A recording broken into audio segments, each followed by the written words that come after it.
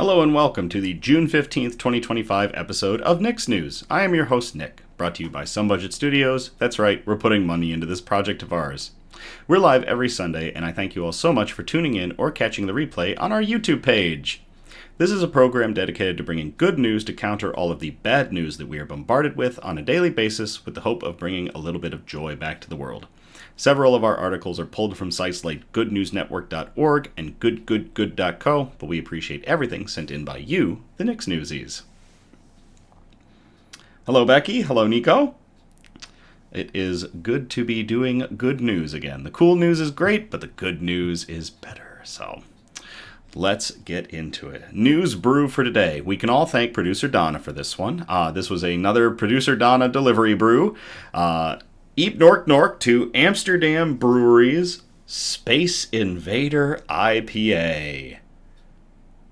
I absolutely love this can. This is a 6% ABV strong beer IPA. I'm not exactly sure why they're calling it strong beer. 6% is kind of weak sauce, but you know what? We'll go with it.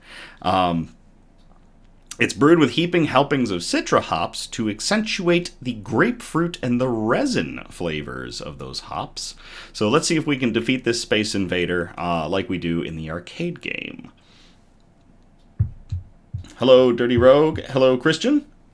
All good news is cool news. I like that. Thank you for that, Christian. So, we're going to bust out the amazing Spider-Man pint glass for this one. I have had a lot of IPA today. I spent the day brewing a hazy IPA with my father, we drank a lot of hazy IPA, and now here I am, cracking open another IPA. We don't need the Balisong bottle opener because it is a can, so we'll just blow the gain on the audio. And it's a tall can, so it's going to last us this whole episode, and that's good, because Producer Donna sent 9 articles my way, some of them by you, the newsies. Much appreciated. We'll get into the theatrics of a 5-minute pour with this one. I know, it's unorthodox. I pour center. I want to get all this gas out. I don't want it in me.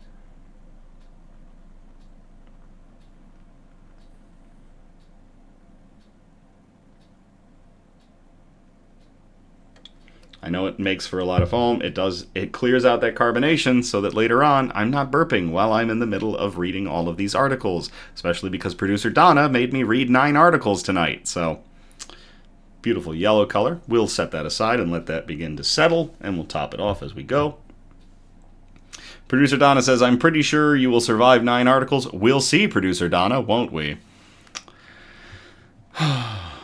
Shoutouts. Graphics by Ashford. Graphics by Ashford specializes in graphic design, video editing and effects, and photo editing. Besides being Nick's News' awesome graphic artist, Grayson bills himself as a bomb-ass bitch. You can contact him through Facebook or his Instagram. Links are in the description. To Grayson, our graphic artist. Graphics by Ashford. Cheers.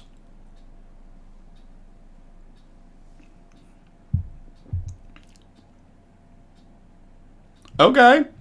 Grapefruit and resin indeed.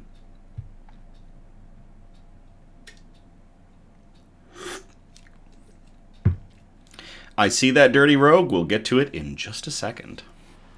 Right now, Haven LARP had its second event of the year this past weekend. Congrats to Haven LARP, and I hope everyone who participated had a great time. Attached to that, Dirty Rogue, who participated at the Haven LARP, and Becky, who participated at the Haven LARP.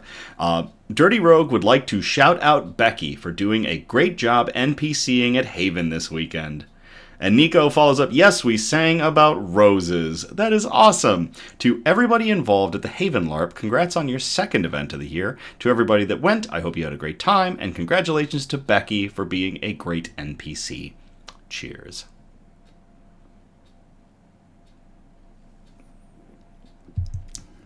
Grapefruit and resin is right. Holy crap. It's like, this is a 2-note brew. Grapefruit and resin. Wow. This is aggressive compared to some of the IPAs I've had today. Next shout out. Shout out to everyone who utilized their rights to free speech and assembly by participating in peaceful gatherings around the world. peaceful protests around the world. Approximately 12.1 million people participated in just the United States alone, with people in 23 other countries and U.S. territories peacefully protesting in support. To all of you, cheers.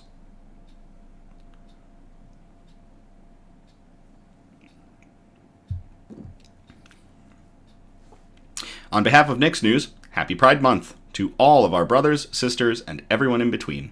We see you, we hear you, we love you. Cheers.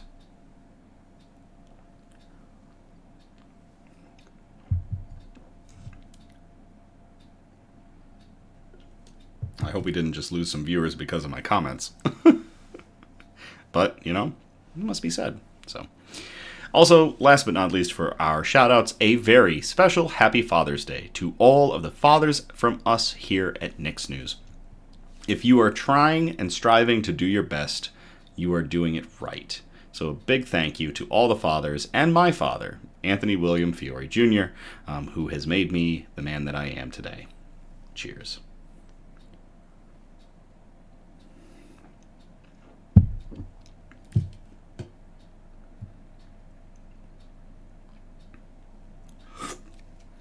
I think my brother said it best. My brother is absolutely fantastic.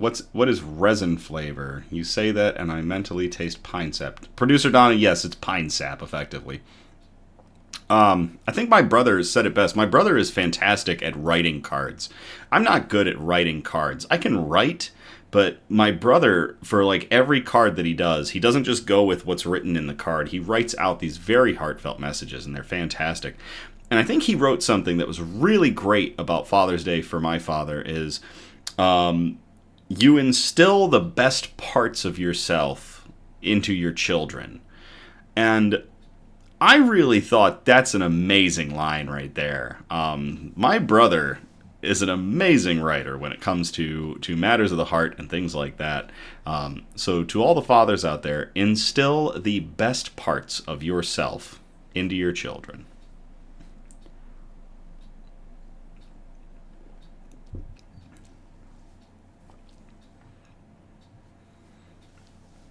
News quote. No one is born hating another person because of the color of his skin or his background or his religion.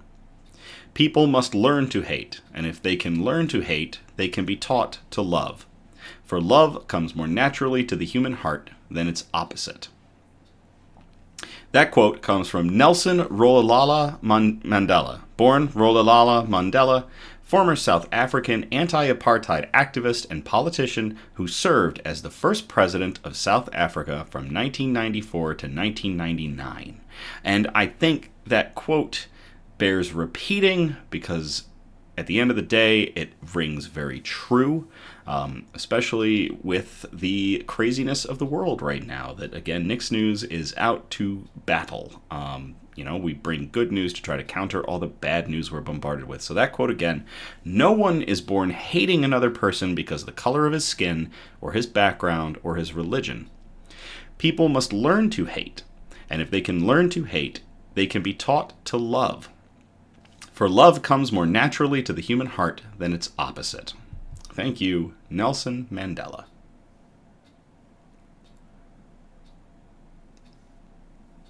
Thank you very much, Becky, for sharing. We appreciate that. Bug update. I wish I had more Elmira updates, but she is still in snooze mode, so we are waiting her return. Things are warming up. We'll see if her biological clock says it is time to wake up. Sue is chunky. I put some food in there, and rather than kind of wait for it to come to him, he went and got it, and now he is a little on the fat side. So I'm going to keep an eye out on our Instagram, where I tend to post pictures of our bugs, our flora and our fauna here. And you might catch some images of Sir Chonkington, Sir Chonkington Sue, as I've been calling him.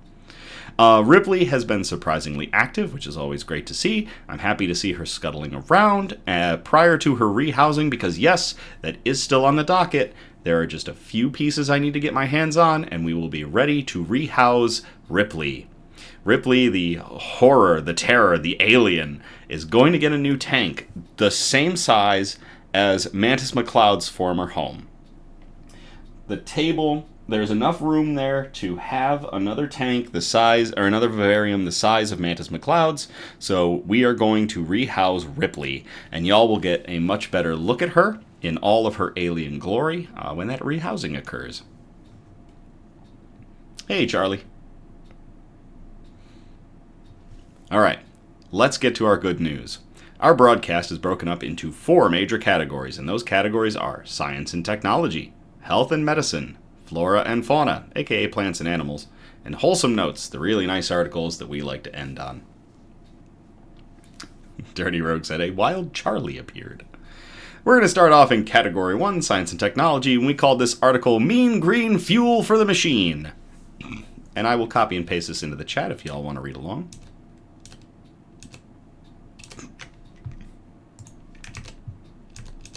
There it is.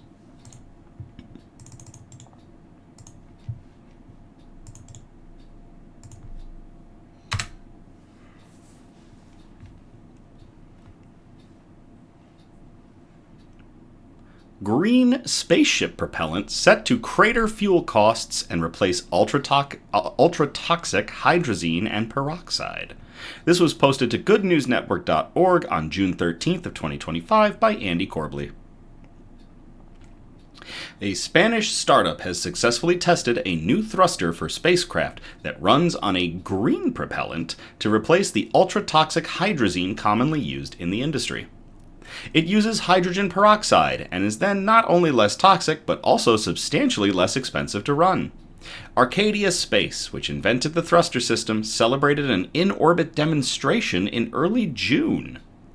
Codenamed the Dark Propulsion System, it powered an Ion spacecraft from the aerospace company D-Orbit during a controlled test in which the propellant was able to generate 5 newtons of thrust during thousands of small, fraction of a second firings, as well as longer steady burns of 5 seconds or longer.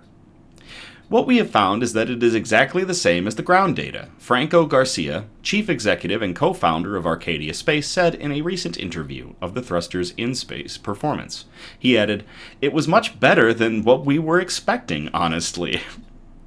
The company was able to demonstrate the incredible cost savings when it launched aboard SpaceX's Transporter 13 mission from Vandenberg Space Force Base.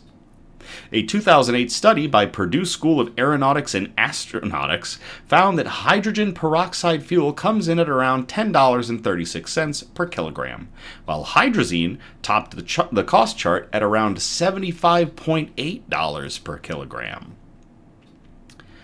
It also would have rolled out the propellant with little more than hand and eye protection, compared to complete hazmat equipment as would be the case with hydrazine. Former U.S. Air Force Corporal and Ground Crew Engineer Anthony Urinkar told GNN's Andrew Corbley that hydrazine is one of the most significant contaminants any Air Force technician could come in contact with. Mayanaka says, "That's a large difference." Yes, it is, sir. Urinkar recounted one instance of a crashed F-16 fighter jet, which uses the material as a fuel for emergency burns in the event of an engine stall, leaking hydrazine onto the crash site. Hazmat crews used excavators to scoop up all the dirt across an area far in excess of that affected by the crash. All those who participated were then referred for cancer screenings, as hydrazine is considered a probable carcinogen. Mona says, "Yay! Engineers."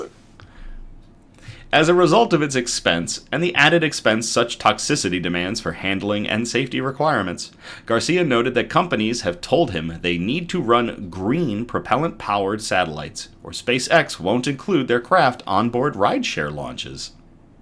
Garcia also said that the company, which currently designs thrust systems for satellites and spacecraft, have been contacted about the possibility of scaling the technology up for use in launch and re-entry vehicles. "We believe that with the data that we have, we should have no problem signing the first customers," Garcia said, according to Space News.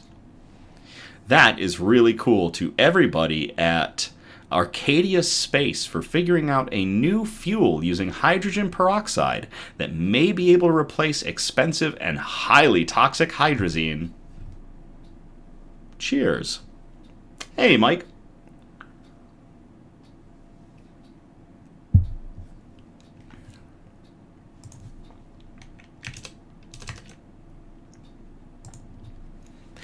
We call this next article, I Get By with a Little Help from My Friends. And I will copy and paste this into the chat. Now this one, according to producer Donna, almost wound up as a wholesome note, but there's so much tech going on that she decided this would probably be better set here in the science and technology section. So I'll copy and paste that in the chat for y'all to read along.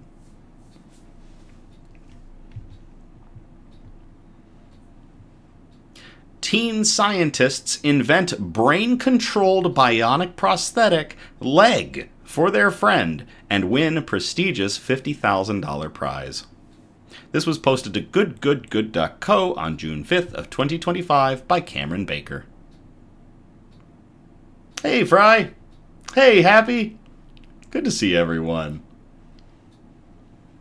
When Texan high schoolers Samuel Skotnikov, Chang Young Kim, and Ishan Prashanth found out that their friend Aiden's prosthetic leg was uncomfortable and difficult to use, they decided to make him a better one.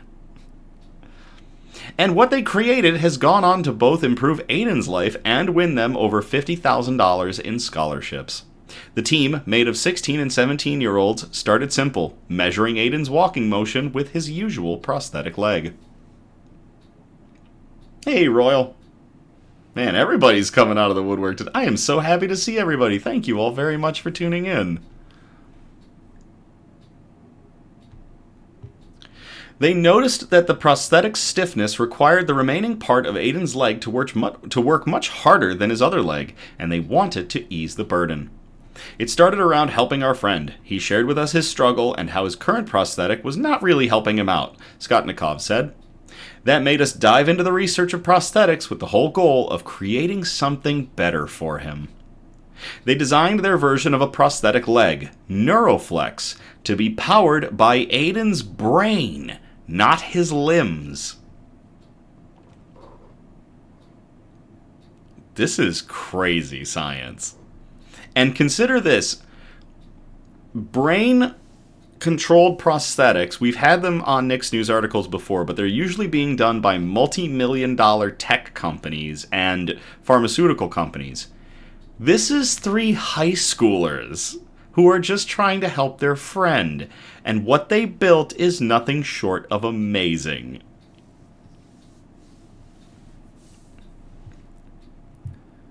It works by translating the wearer's brain signals through an EEG or an electroencephalography headband.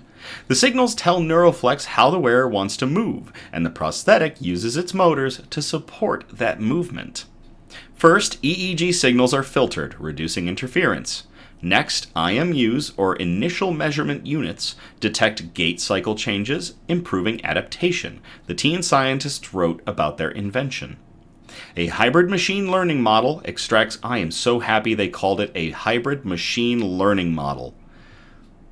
Everyone throws around AI. Most of what we have right now are hybrid machine learning models. I had a fantastic conversation with my friend Wyatt about that months ago, and he set me very straight on this, so sorry for the tangent. Oh, and hello to Stephanie. Thank you, Dirty Road. And thank you, Stephanie.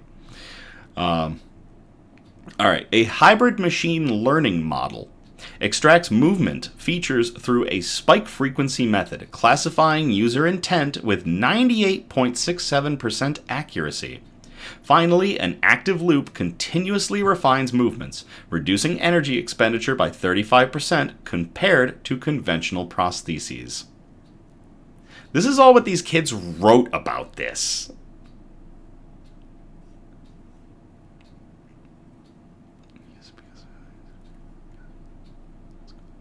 What Mayanaka said is exactly true. They use it because of how easy it is to recognize in casual conversation, and it sounds cooler. Royal just asked, are they not just dumb AI?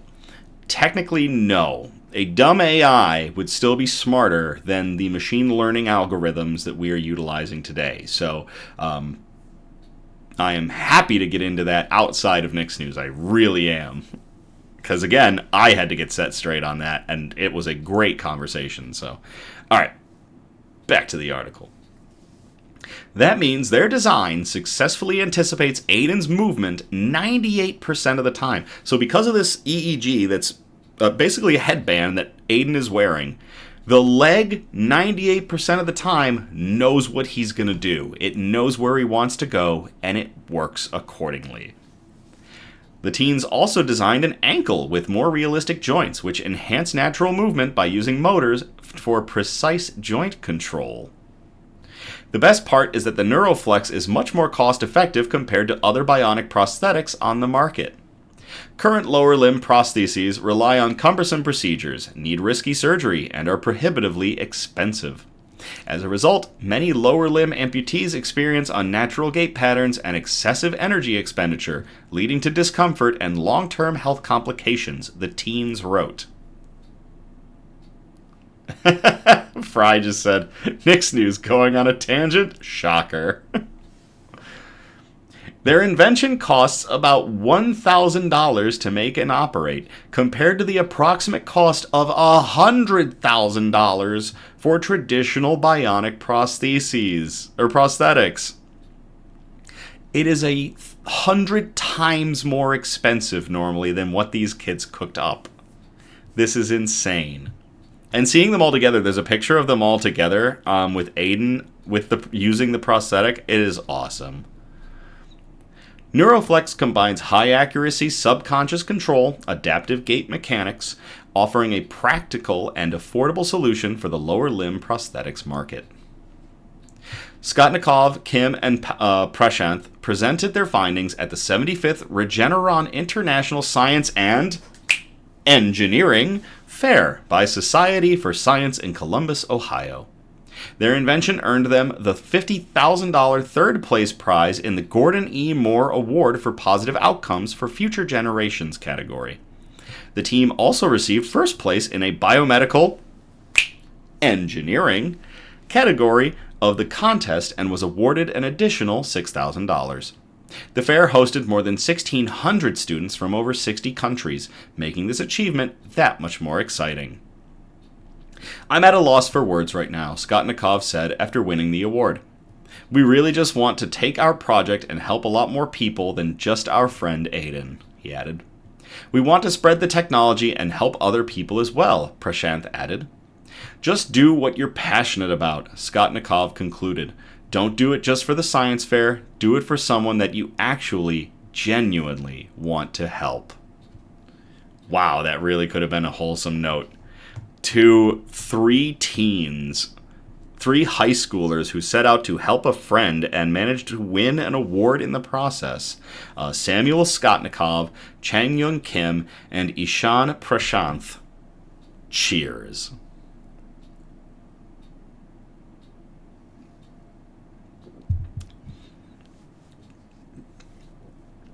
In the chat, several people wondering who the heck got first and second, because that's some stiff competition. If they got third for a brain-controlled leg that's a 100th of the price and doesn't need super surgery to install, like, that's crazy.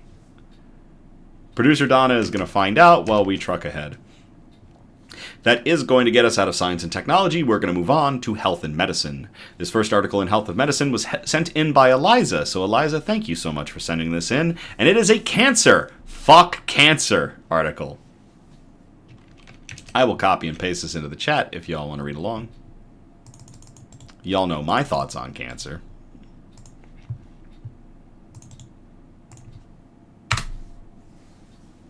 It's like Maya Anaka. It's like the people that just started printing medical parts during COVID because they realized there wasn't enough parts being made. I know, right? Jeez. Blood test guided treatment with AstraZeneca pill cut risk of breast cancer progression. Study finds. Originally, we were sent a Reuters article, but we realized that Reuters is becoming a paywall news site, sadly. So we posted the MSN version, which is pretty much just a text rip of the Reuters article. This was utilized by MSN.com on, what was the date on this one? the 1st of June, 2025, by Julie Steenhuisen. Treating breast cancer patients with AstraZeneca's experimental pill, camizestrant, at the first sign of resistance to standard treatments, cut the risk of disease progression or death by half, a finding that could change the way such cancers are treated, cancer experts said on Sunday of that week. The results, presented at the American Society of Clinical Oncology meeting in Chicago, mark the first use of a blood test called a liquid biopsy to indicate the need for a change in treatment in women with a common form of breast cancer, even before tumor growth can be detected on imaging. The early switch approach in women with hormone receptor positive HER2 negative breast cancer resulted in a 56% reduction in the risk of disease progression or death, said Dr. Eleonora Teplinsky, an oncologist at Valley Mount Sinai Comprehensive Cancer Care and an ASCO breast cancer expert. When patients progress on scans, we're already behind. When patients progress on scans, we're already behind, Teplinsky said at a media briefing. She said an early switch approach before disease progression allows doctors to essentially stay ahead of the curve. Camizestrant is not yet FDA approved, but Teplinsky believes the data will likely result in a new treatment paradigm. Let me move this a little bit. There we go. The trial involved 3,256 patients with advanced hormone receptor positive HER2 negative breast cancer, the most common type in which hormones such as estrogen fuel the cancer growth. These cancers lack high levels of HER2, another cancer driver. Women in the trial had at least 6 months of treatment with aromatase inhibitors that block hormones fueling the cancer, as well as targeted drugs called CDK4-6 inhibitors, such as Novartis's Kisqali, Pfizer's Ibrance, or Lilly's Verzenio, which block an enzyme that fuels cancer growth. So these women have already gone through the use 6 months of treatment with other drugs, and the cancer is still either progressing or is not diminishing. About 40% of patients treated with aromatase inhibitors develop mutations in the estrogen receptor 1 gene called ESR1 mutations, a sign of early drug resistance. Camizestrant and similar drugs called selective estrogen receptor degraders, or SERDs, block estrogen receptor signaling in cancer cells. In the trial, researchers used blood tests I lost my spot. There it is. To look for ESR1 mutations until 315 patients were identified. They were randomly assigned to either switch to camizestrant plus the CDK4-6 inhibitor, which was 157 patients, or continue with standard treatment plus a placebo, 158 patients. The researchers found that it took 16 months for the disease to progress in women who got camizestrant, compared with just 9.2 months in those who continued on standard therapy, a statistically significant difference in progression-free survival. No new side effects were reported, and few patients from either group dropped out due to side effects. This is going to be very impactful for our patients, said Dr. Hope Rugo, head of breast medical oncology at City of Hope in Duarte, California. The question, she said, is how do doctors incorporate the testing into clinical practice? Separately, adding AstraZeneca's immunotherapy durvalumab to standard treatment before and after surgery in patients with early-stage stomach and esophageal cancers helped extend the time patients had without cancer progression or recurrence compared to chemotherapy alone. The global study of nearly 950 patients tested durvalumab, jeez, these drug names, sold under the brand Imfinzi, in combination with a chemotherapy regimen called a FLOT, given around the time of initial cancer surgery. Patients in the durvalumab plus FLOT arm experienced a 29% better event-free survival than those who received the chemotherapy regimen.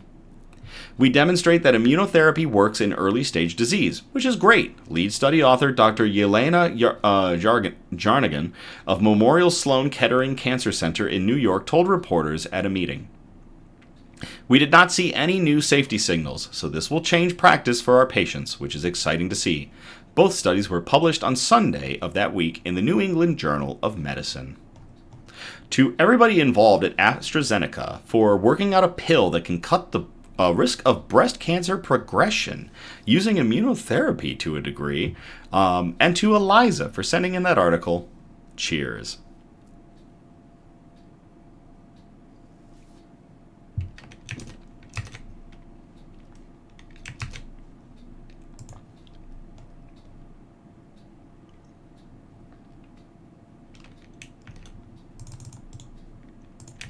All right, we called this next one the Maxi Detection Pad. There were a lot of other titles. Producer Donna told me not to go with any of them. I think this was the best of the bunch. Or at least the most appropriate. I will copy and paste this into the chat if y'all want to read along.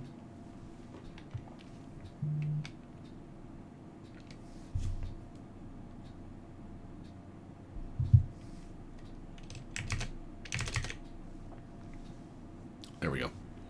Extending hope. Wait a second. Nope. That wasn't the right one. I accidentally had that article left over. Shoot. This is the right one. Sorry, everybody. Nick needs to proofread his articles.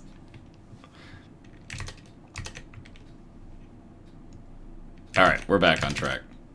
First of its kind device detects health markers in menstrual blood. This was posted to the New Atlas on June 1st of 2025 by Paul McClure. And producer Donna is yelling at me in the chat, asking if I had done that, if I had cleared out and had all the right articles lined up. Clearly I didn't. Researchers have developed a first-of-its-kind wearable tech that quickly, simply, and non-invasively tests for important health markers using menstrual blood. The affordable device could revolutionize women's health care. With life's pace seemingly ever increasing, there's a demand for quick and easy methods of doing a health check. When it comes to women's health, menstrual blood has long been thought of as a waste product that's of no diagnostic benefit. Now that idea has been overturned with the development of a new device. Researchers at ETH Zurich have developed Menstru-AI, a first-of-its-kind wearable technology that detects important health biomarkers in menstrual blood quickly, simply, non-invasively, and directly from the sanitary pad it's attached to. To date, menstrual blood has been regarded as waste, said Lucas Dosnan, the study's lead author and a PhD candidate at ETH Zurich's Department of Mechanical and Process Engineering, also known as DMAVD. We are showing that it is a valuable source of information. Courageous projects like this one are called for to break down existing patterns of behavior to ensure that women's health finally takes the place it deserves. The researchers first designed and developed a wearable lateral flow assay, or LFA, platform. Also known as a lateral flow test or rapid test, an LFA is a simple, inexpensive, paper-based diagnostic platform that detects and quantifies the presence of a target substance in a liquid sample. Here, the researchers focused on 3 biomarkers that are particularly relevant to women's health: C-reactive protein, or CRP, an indicator of infection and inflammation; CEA, a marker associated with gynecological cancers; and CA125, a marker associated with endometriosis. Mona says, wow, that device sounds amazing. Of course, menstrual blood would have health indicators you could test for. Absolutely correct. Chris Hollander did the facepalm emoji. I do like that last one in particular. I know several people that suffer from endometriosis, and there are no really simple tests for it because of where it can show up in the body.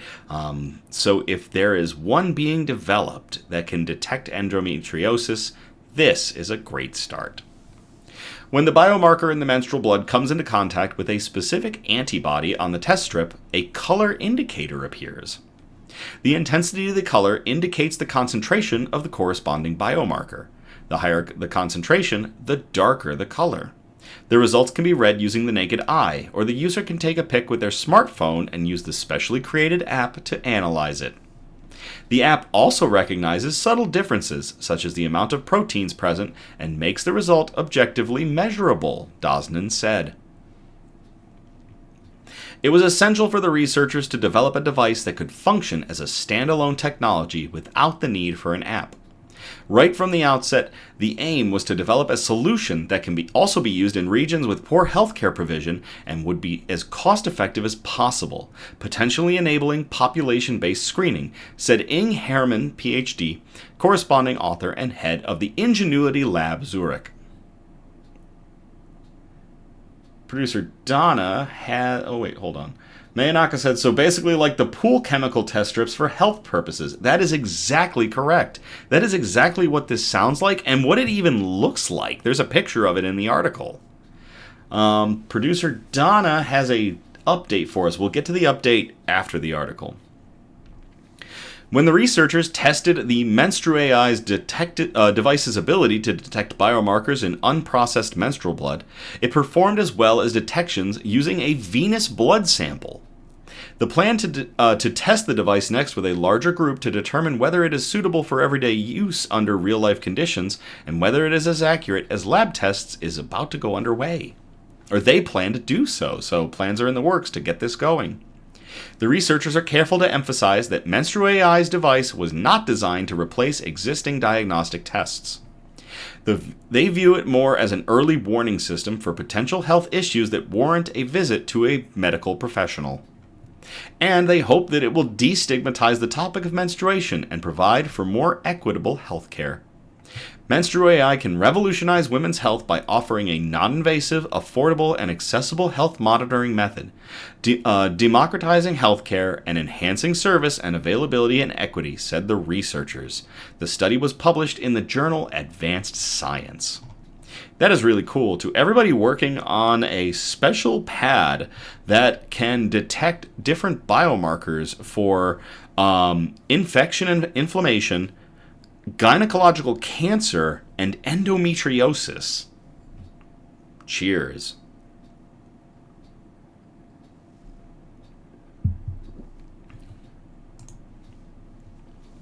All right, so Producer Donna got us an update because our kids from the previous article, I Get By with a Little Help from My Friends, got third place. We were wondering who got first and second. So first place was the kid from Slovakia that we report. Oh, we talked about this young man on a previous episode of Nick's News. The first place was the child from Slovakia who made an antiviral from corn husks. The second place was a tie between a desktop plastic recycling system, a user-friendly system that can recycle 3D printer waste and other plastics, and a device which rapidly detects toxic dust. In the U.S. Southwest, toxic silica and uranium from abandoned mines are a public health challenge. So first place, young man that we already talked about on Nick's News for inventing an antiviral from corn husks. Second place, tie between recycling 3D printer plastic waste and detecting toxic dust. And third place, a prosthetic leg that was 100th the cost of the regular prosthetics and worked using an EEG headband, a brain scanning headband to help its user. That was a cool... I can't imagine what the other contestants from 60 other countries brought to the table to that competition, because that's bonkers.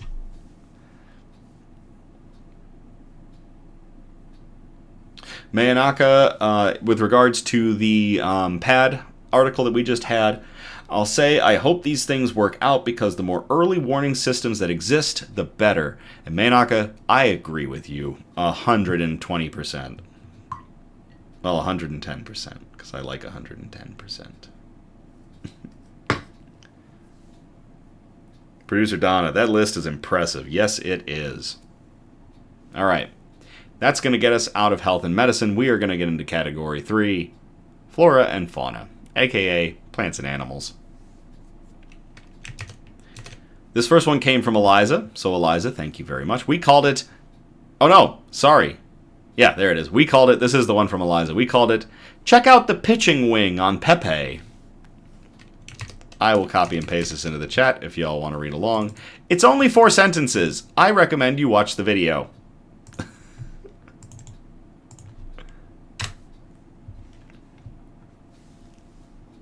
Joseph says, sigh, at my 110% comment. It's a deep cut. Becky laughed at it. Penguin from Brookfield Zoo, Chicago, throws out first pitch at White Sox game. This was posted to ABC Eyewitness News, or ABC 7 Chicago digital team on Sunday, June 8th of 2025.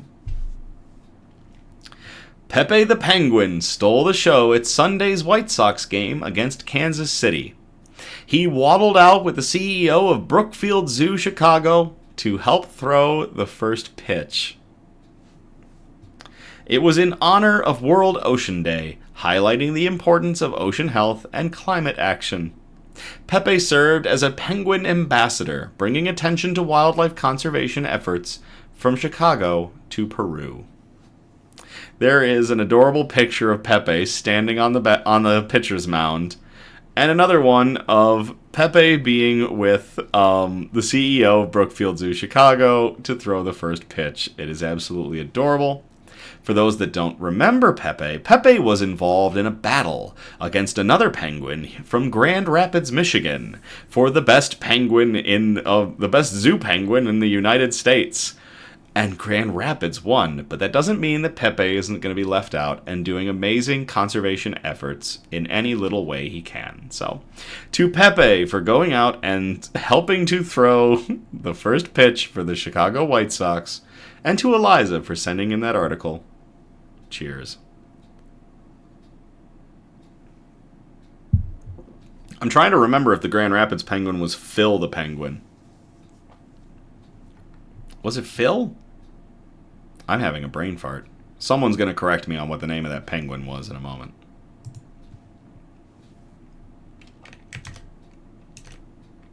Yes. All right, I had it right. Phil the penguin. Phil the penguin won. Go Grand Rapids. This next article was sent in by Charlie. Charlie, thank you for sending in this one. We called it Na Na Na Na Na Na Na Na Bat Box. Na Na Na Na Na Na Na Na Bat Box. I don't want to be copyright struck, so I'm going to stop this. Yes, John Ball Zoo's penguin is Phil. I'm going to copy and paste this into the chat if y'all want to read along.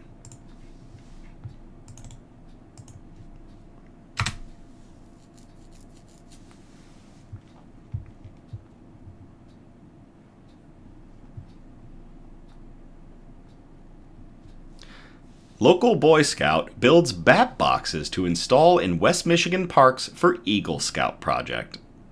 This was posted to WZZM 13 On Your Side News. It was published on June 7th of 2025 by Mary Dupois. Dupois? That might be Dupois. I'm going to say Mary Dupois. If I got it wrong, Mary can correct me. A local Boy Scout is using his Eagle Scout project for Lowell Troop 102 to help save the bats in West Michigan. Sam Conendike Sam Conendike planned and built 8 bat boxes, which are excuse me, the beer is getting to me. He built 8 bat boxes, which are man-made shelters for bats, to encourage the bats to stay in areas with fewer natural roosting sites.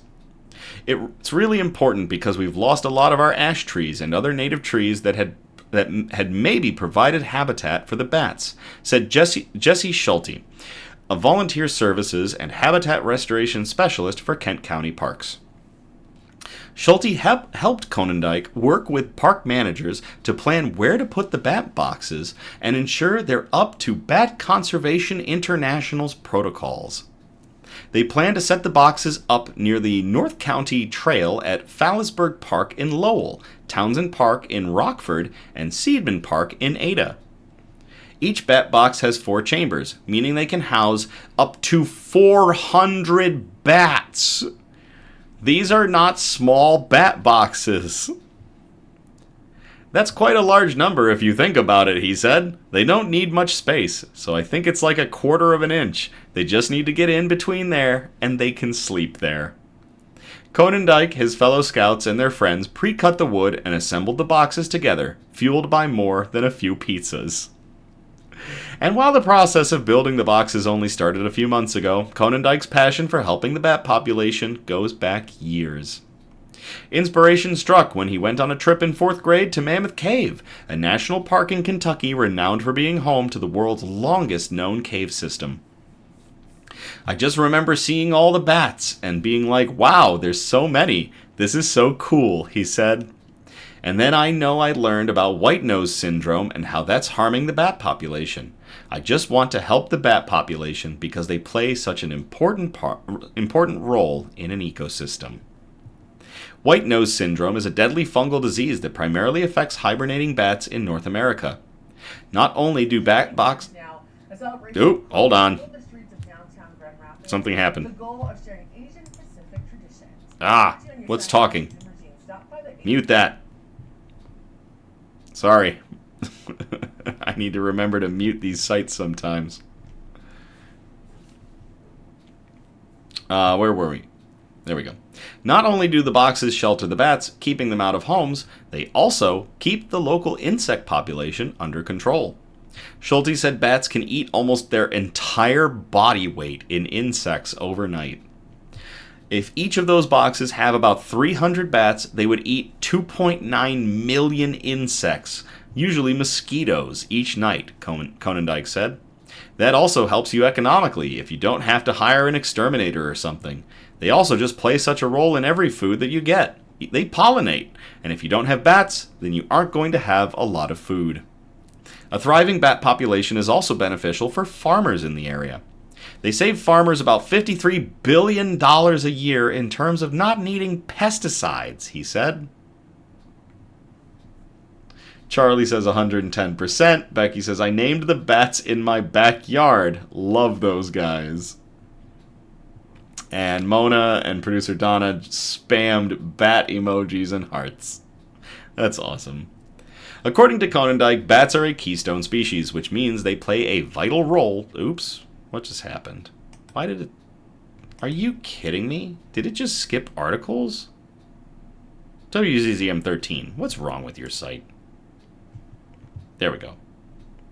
Not sure why I did that. Back to the article again. The bat population actually helps scientists determine how well the ecosystem is going to function over the next few years. I think it's very important because the bats are on decline, and it also just brings more attention to the fact that the parks can be a place for habitat, Schulte said. They can be a place for people to enjoy and watch these rare animals, and it can be a place for us to make sure we prioritize that as a component of managing these beautiful parks.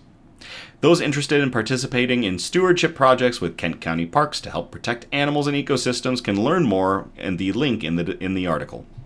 If you'd like to build a bat box, you can find more information from Bat Conservation International at another link in the article. That is really cool.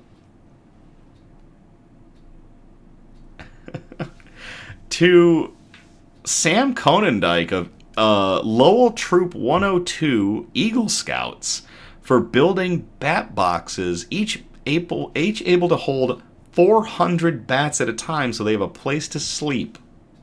Cheers. Oh, and to send that article in again. To Charlie for sending in that article. Cheers.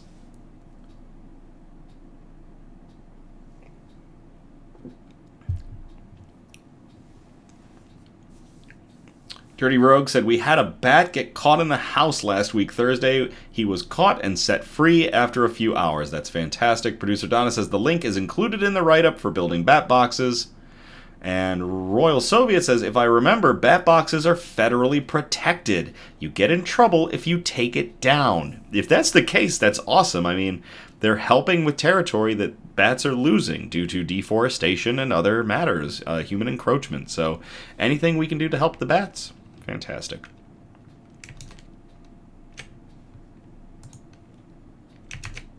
We called this next article, Nope, I'm Out! I will copy and paste this into the chat if y'all want to read along.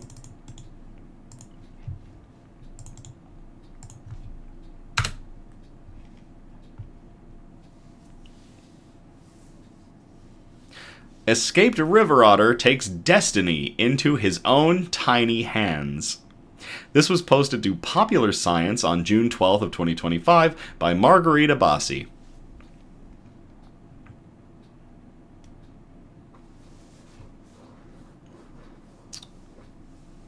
Royal corrected it. Never mind, it's the bats in them. Okay, that makes sense. Since March, 2 escaped North American river otters of the Lontra canadensis species have been leading the staff at the new Zoo Adventure Park in northeastern Wisconsin near Green Bay on an utterly wild chase. During a snowstorm on March 20th, security cameras showed otters Louie and Ophelia leaving their enclosures. The zoo staff believe they escaped through a hole in a buried part of the fence that had clearly gone unnoticed. Zookeepers quickly noted their absence and immediately set the stage for a high-stakes chase scene straight out of an episode of Wile E. Coyote and the Roadrunner. Per the zoo's updates, operating procedures for animal escapees were activated, and they even called in a professional animal tracker. The otters, however, were not very subtle in their escape. They left fresh tracks in the snow, gallivanting around the zoo and beyond in full view of cameras. Becky said, "Run, otters, run!" The pair never went very far, which is consistent with normal otter territorial behavior, according to the zoo. Both Louie and Ophelia were born in the wild and brought into human care through a process of rehabilitation. North American river otters are native to our area and are very comfortable and capable of surviving in Wisconsin's climate. The zoo reassured readers. The zoo is surrounded by natural ponds and other waterways which provide ample food and safe places to sleep even at this time of year. The zoo staff set up traps in locations where the otters were seen more than once, but like any good story, antagonistic foil characters in the form of raccoons quite literally foiled their plans by interfering with the contraptions. That's right, the otters hired the raccoons to help. One raccoon even set off a trap shortly before one of the otters tried to enter it, forcing the staff to pivot toward raccoon-proof traps. They're in cahoots! Nonetheless, the zoo announced Ophelia's return on April 1st, after clarifying that the announcement was not an April Fool's joke. After 2 months of Louie evading capture, the zoo concluded that he had taken his destiny into his own tiny hands. Due to the length of time that Louie has been missing, we believe he has made the decision to be a wild otter, the zoo wrote in its latest animal update. We accept this, although we would, of course, welcome him home if he decides to return. The zoo staff explained that given the reports of his sightings, they believe he is healthy and surviving well. The only thing left to do now is find another male otter to keep Ophelia company. To everybody at the new Zoo Adventure Park in northeastern Wisconsin near Green Bay, and to Louie the otter, who took off on the lam to go be a wild otter again. Cheers.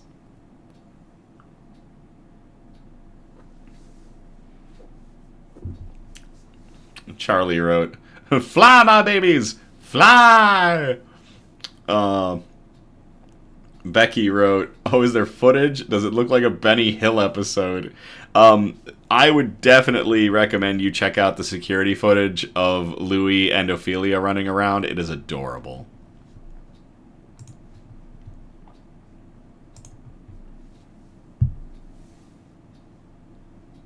Bro absconded, said Christian. Bro dipped.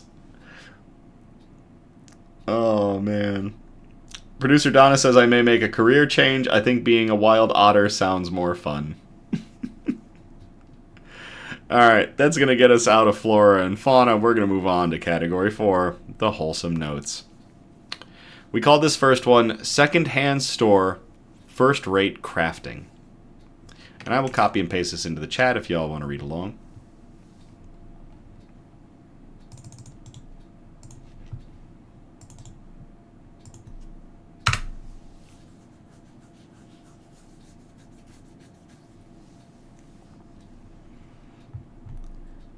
This was posted on Reasons to be Cheerful on May 27th of 2025 by Elizabeth Hewitt. The shops where trash becomes crafters' treasure. On an early spring day, Brandon Brownell greeted shoppers as they came into Smart Art and Craft Supplies in northeast Nashville. The shop is a crafter's paradise. Tables in the front are loaded with weaving supplies like cones of caramel and black yarn. Shelves in the back overflow with bolts of patterned fabric. Artists can pick up paints, pencils, and paper of all different weights. But, as Brownell explained to new customers, Smart is different from the typical craft store. Everything on its shelves has been donated. The shop is what is known as a creative reuse center. These crafting thrift stores keep leftover and unwanted art supplies out of landfills and instead get them into the hands of other creators at affordable prices. Smart combines that model with another mission. Many of the employees and volunteers who run the shop are adults with disabilities. Over the last decade, the organization has diverted more than 1 million pounds of art and craft materials from landfills, while providing over 37,400 hours of job coaching, volunteering, and employment for adults with disabilities. We are leveraging art and leveraging creativity, really, to impact a population that needs our support, says Kyle Graydon, the shop's senior operations manager. Creatively repurposing art and craft materials has a long history. But an early pioneer of this type of creative reuse center emerged in San Francisco in the 1970s. Artists seeking supplies for community education projects partnered with local businesses to pick up materials that were otherwise destined for the trash heap. The center, called Scrap, is still around and diverts an estimated 250? Oh my gosh, that's 250 tons of material each year. Producer Donna said, road trip, we're going to need a U-Haul. Becky said, did someone say crafts? Donated craft store? Let's go. Similar concepts sprung up across the country, born out of the necessity and opportunity. In 1998, a group of teachers in Portland, Oregon, tired of throwing out leftover classroom supplies each spring only to have to restock the next fall, set up a space where local educators could participate in a free exchange. Within a couple years, the space evolved into a hub for artists and crafters. Now called Scrap Creative Reuse, unrelated to Scrap in San Francisco, it comprises a network of 4 centers. In Portland, Ann Arbor, Michigan, Baltimore, and Richmond, Virginia. Each collecting everything from leftover paints to used bottle corks that can be used for artistic purposes. Instead of it going into the waste stream, people are donating to us, and then other artists can come in and reuse those materials, says Kimberly Maruska, the network's executive director. One of the impacts of this model, Maruska says, is that it encourages an ethos of reducing waste. Creative reuse is really about reuse and second life, she says. We're literally taking what it was and just making it into something else. In Nashville, Smart started in 2014 as an effort to create a social enterprise linked to Progress Inc., a nonprofit that supports adults with disabilities. With a strong arts community, the city was a natural fit for the creative reuse model, Graydon says, and quickly gained a following. The center sees a steady flow of donations from community members, including crafters sorting out their personal stashes, neighbors unloading unusual items, even donations by mail. Smart has also built up connections with local craft businesses. Some collect donations of leftover materials from their customers to donate to Smart.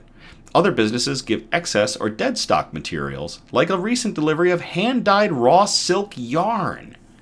Sometimes Smart receives the contents of an entire sewing room that belonged to someone who has died, including their unfinished projects.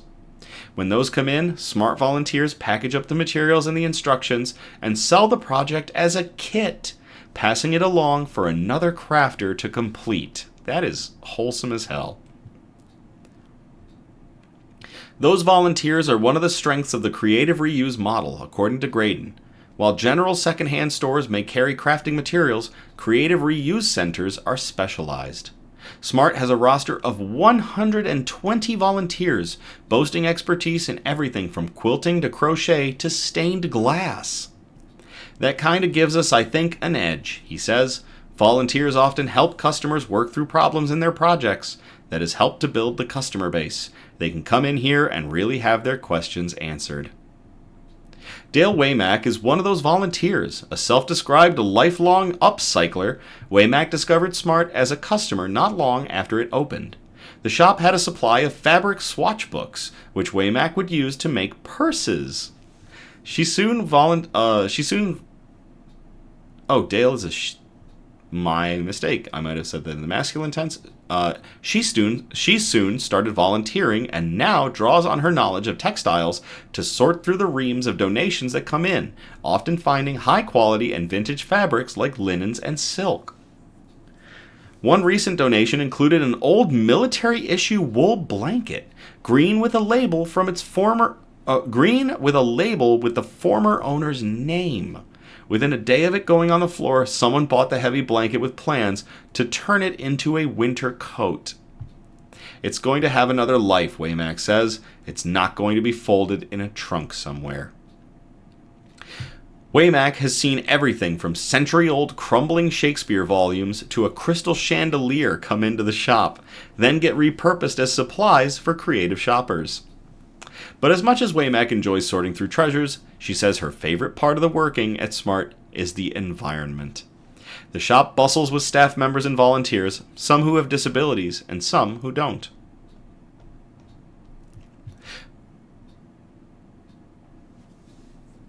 Becky says, you have no idea how hard this is hitting me. Becky shouting Ann Arbor, Mona saying San Francisco. It sounds like a bunch of Nick's newsies are going to hop in a van and drive around the country to these centers. And you know what? I'm all for it. Brownell, who works the cash register, is autistic. About 7 years ago, he had been looking for an opportunity to volunteer or work when a friend told him about Smart. It was hard for me to find a place because some places don't accept people with disabilities, he says.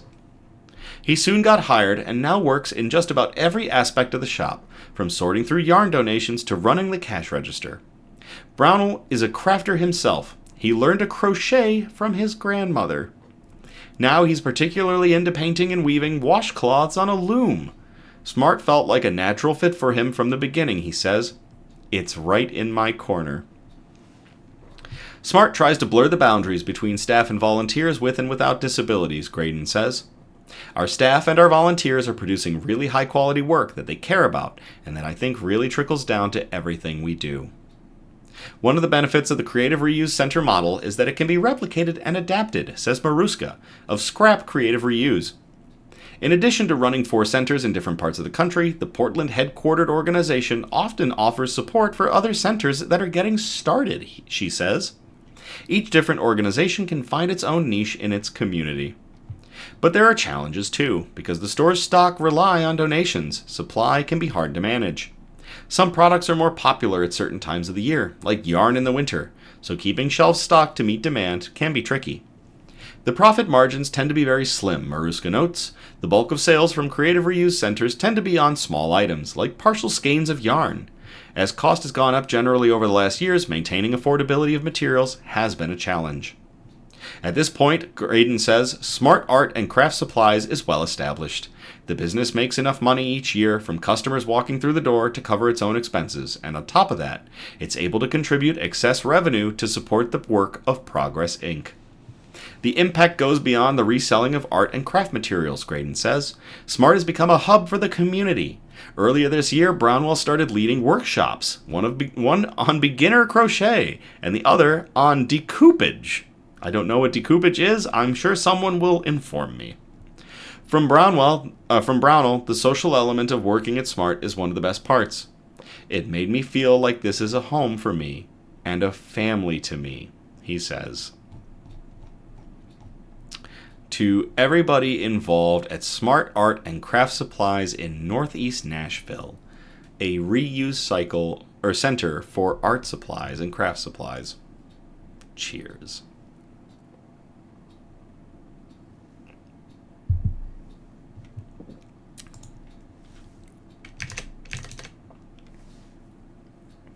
All right, our last article of the night is a Not All Heroes Wear Capes article.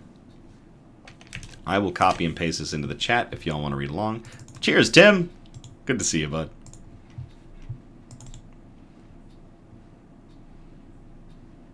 I have been informed that decoupage, as I called it, is decoupage. Decoupage.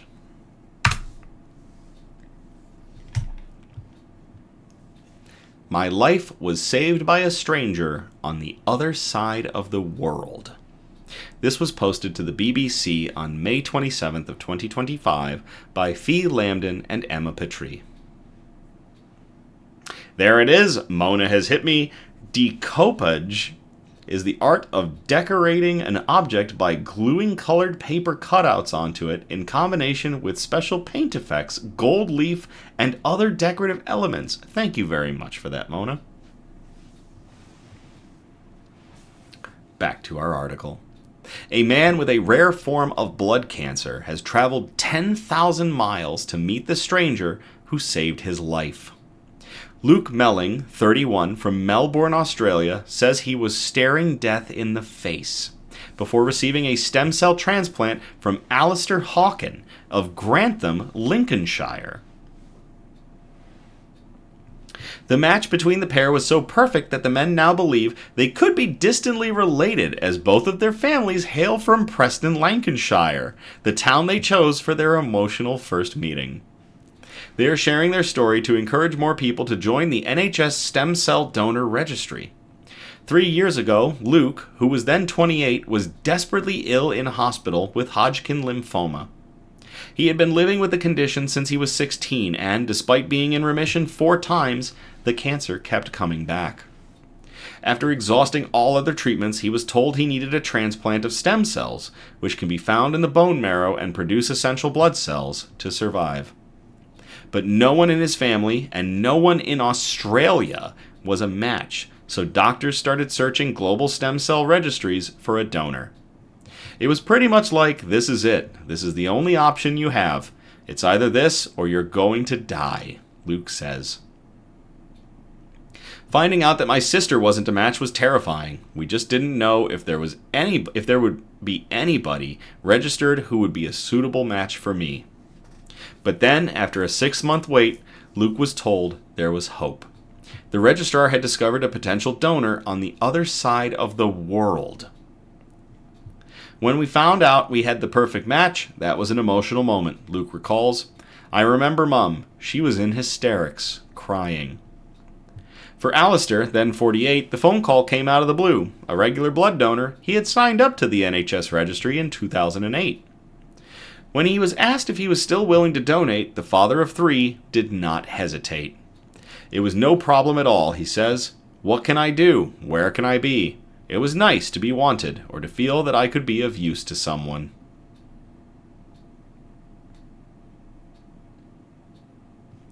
Before the donation, Alistair was injected with a high-strength cell generation drug. After a couple of days, he could barely move, but he was told that showed the process was working and the body was over-generating stem cells. He then went to a hospital for the stem cells to be harvested in a process similar to blood donation, while he was fed snacks and watched television. There's no discomfort, he says. The stem cells are taken out and packaged up, and then they're counted in the laboratory. 85 million is what we needed for Luke, and that's what was taken. I felt amazing. My body was made up of fresh stem cells, and then my harvested stem cells went on their journey. The cells were cryogenically frozen within hours to be sent to Australia, where Luke was waiting. Luke had his transplant a month later, but all he knew about the donor was that he was a 48-year-old man from the UK. He was not allowed to contact Alistair until 2 years had passed and the treatment was considered successful. At that point, Alistair did not know whether Luke had survived. I hoped and prayed that he had, he says. And then an email dropped into his inbox via the stem cell registry. It was like all my Christmases had come at once, Alistair recalls. It was a really beautiful moment. The men were put in contact with each other and finally met in Preston on Friday of that week. Luke told Alistair to have someone like you, who is so beautiful, lovely, and kind, having done all this, I'm glad it's your cells. I just can't thank you enough. For his part, Alistair, who runs a gingerbread business, describes the donation as his legacy. He told Luke, "If I achieve nothing more than just seeing that smile on your face, then I've achieved everything I need to achieve." Preston was a fitting place to meet as Alistair's grandparents lived in the town and Luke's family also have roots there. Luke, who is now 31 and back to full health, feels he can put the last 15 years behind him.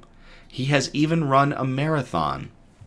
Meeting Alistair in person is a dream come true, he says. What do you say to the person who has given you your life back by literally giving a part of themselves? Me being able to get on that plane and fly across the world is possible only because of him. The moment I got to give him that huge hug and thank him in person is a moment I'll never forget. Alistair, now 51, hopes their story will encourage others to sign up to the stem cell registry. Meeting Luke today really brings home just what a difference that simple act can make, he says. I just wish more people would put themselves forward to be on the register to donate. Whether it's platelets or organs or blood or stem cells, that is just the gift of life. There's nothing that makes you feel more complete as a human being, and when it's a success story, like it clearly has been in our case, it makes everything all worthwhile. Additional reporting was performed on this article by Paul Johnson. The NHS is encouraging more people aged 17 to 40 from all ethnic backgrounds to join the NHS Stem Cell Donor Registry to give more patients a better chance of finding the life-saving matches that they need. You can listen to the highlights from the Lincolnshire on BBC Sounds or watch the latest episode of Look North or tell us about a story you think we should be covering and the link included in the article. Yeah, I saw Becky posted, I'm not crying, you're crying. This could have been a I'm not crying, you're crying article too. To Luke Melling, whose life was saved by, where's his full name? Oh my gosh, where's his name?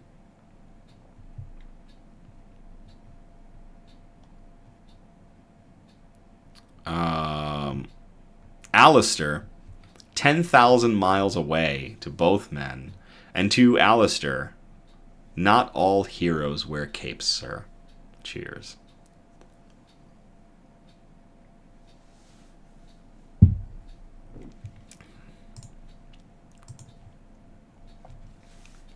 Well, that is it for tonight.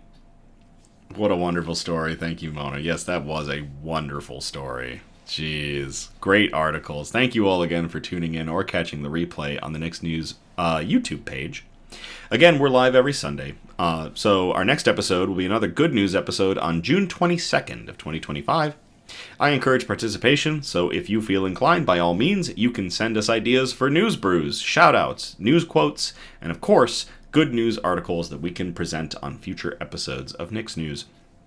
If you send us a bunch of articles, we request that you spread them out across our 4 categories, which were, again, science and technology, health and medicine, flora and fauna, and wholesome notes, the really nice articles that we clearly like to end on. You can message us on our Facebook or our Instagram or email us at somebudgetstudios@gmail.com. Links are in the description. Feel free to like, subscribe, or comment on our content on Facebook, Instagram, and YouTube videos to get good news and joy into the algorithm. I can't tell you what to do, but I can't thank you all enough for tuning in, for watching our content, for supporting us, and continuing to spread good news to combat all of the bad news we're bombarded with on a daily basis. I really am eternally grateful to you all. If you are doing SEO improvement advertisements, don't message us. We're not interested. Everything else, that's fine. As always, thank you again. I love you all. Have a great night, and I will play us out.